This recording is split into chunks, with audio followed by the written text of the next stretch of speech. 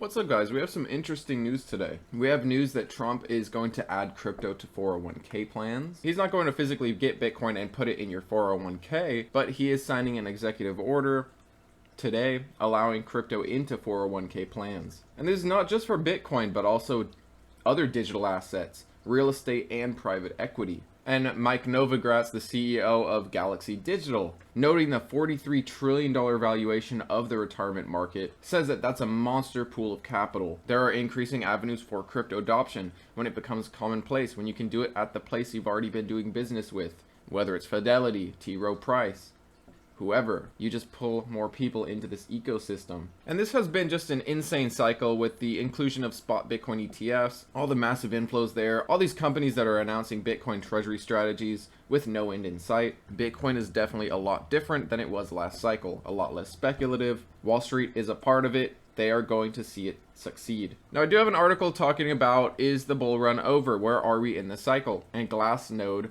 highlights the short-term holder cost basis, which is at 106,000. As long as Bitcoin trades above this, we are still looking groovy. And Glassnode believes that this setup resembles the kind of structure seen in the middle of a bull market. There is a warning though, if we can't break this 116,900, we need to move past this price because this is the recent short-term buyer price. Failing to break above this level could extend the sideways action and trigger another drop back towards 110k. And also it notes that whales holding over 10,000 Bitcoin and small holders with less than 1 Bitcoin have been adding to their positions. But keep in mind that this comes from a 15-day trend, a 15-day moving average, I should say. It is getting the average, so it might not capture the latest changes in the market. Another firm, Swissblock, confirmed that the market remains strong. It describes the correction as a necessary pause, not a sign of deeper weakness.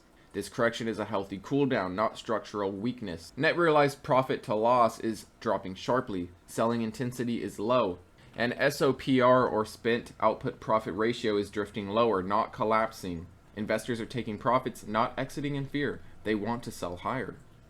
There's a constructive reset. Now, I do want to pull up Bitcoin, and we'll look at a shorter term time frame, like the 4-hour maybe. And you can see that we started recovering. We were trading in this zone. We finally broke over this 116,000. Going to the daily, what I would want to see is this candle close above and a new candle start in this pattern, not get rejected, get a wick, and start down here with a new candle. I want to see a close above this trend line, and then we will likely retest it as a support. But you can see that Bitcoin was holding over the 50 MA, and we got a nice bounce from it. And this news today with the inclusion of 401ks is obviously adding fuel to the fire and helping with our recovery. If we can see this candle close, I do think we're going to work our way towards this 120,000 psychological resistance. Then it's a matter of breaking that, and we can possibly take out our all-time high of 123,000. Bitcoin from here is about a 28% from my price target of 150k. Will Bitcoin do more than that? Will Bitcoin not reach 150k? It's anyone's guess, and no one knows, despite what people might tell you. But I do think 150k is something that Bitcoin can accomplish. It's something that is in the cards if the market allows it. Can Bitcoin do 250k over the rest of this cycle? I don't think so. 200k, I think it's a long shot. 150k, a 28-30% move from here over the next 4 or 5 months to end this year, in this cycle. I think Bitcoin can do it. Now, will it do it? That's up to the market. Now, we do have something interesting from this Bill Gross. I hope I'm saying that right. Bill Gross, let's just pretend it is. He's the bond king, and he made millions betting against GameStop. He doesn't want to bet against GameStop anymore. He's not interested in targeting meme stocks. GameStop is less volatile than before and seems to mimic Bitcoin. He believes Microsoft and Meta are better to play with for now.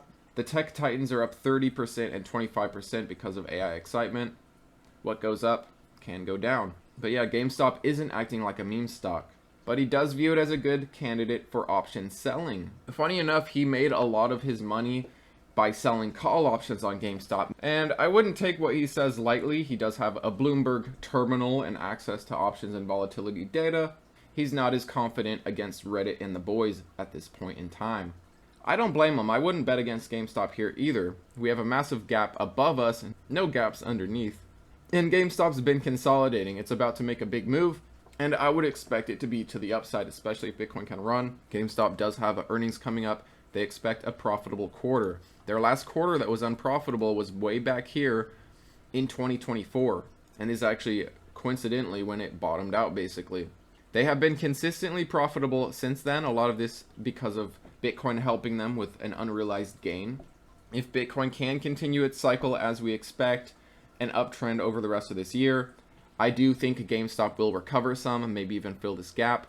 Now this line, I don't know if GameStop is even doing anything with it. We have bounced, this was like a support area that kind of became a resistance. We got rejected there. Now it's basically either GameStop holds 22 or breaks from there and tests its 2160 area, or we're going to come up and test 2476. If we can break over that, we're heading higher, testing the moving averages, so on and so forth. Now, if you guys didn't watch my video yesterday, I talked about Iren and their recent mining update. They actually topped Mara's mining production, despite having a lower hash rate. That is all about their efficiency. They are the most efficient in the business, and they had an average hash rate of 45.4 exahash. But yeah, Iren mined 728 Bitcoin in July, beating Mara's 703, despite a smaller hash rate, 50 exahash versus Mara's 58.9. However, their active hash rate, their current hash rate in use was 45.4, and they still beat Mara in terms of Bitcoin production. And while this article doesn't mention it, it's all due to their joules per terahash. They're at a 15 joules per terahash, leading the industry. By far the most efficient Bitcoin miner. CleanSpark is second place there, and in my opinion, CleanSpark and Iren are the best Bitcoin miners to hold, the most efficient Bitcoin miners. And speaking of CleanSpark, their earnings is today after the bell, so keep an eye out. The market will be closely looking at guidance, what is expected coming up. I'm hoping they can give some good guidance because Q3 so far is looking good. Throughout July, Bitcoin has recovered. Bitcoin is higher than it was in the beginning of this quarter, so hopefully that helps out guidance a bit. But how are you guys feeling about Iren? How are you feeling about CleanSpark and their upcoming earnings today? The Bitcoin miners are getting pretty wrecked today despite Bitcoin's move up. We've also been seeing semiconductors getting pretty beat up lately. We might be looking at a bit of a rotation. And also, how do you guys feel about this Bitcoin news being added to 401ks? Bitcoin is getting woven throughout our financial systems, 401ks, public companies holding Bitcoin, states, treasuries, pension funds adding Bitcoin. It is a very exciting time. Bitcoin isn't going away. Bitcoin isn't going to zero despite what people somehow still think. But anyways, thanks as always for watching, guys. Sorry I rambled on there. I appreciate you, and I'll see you next time.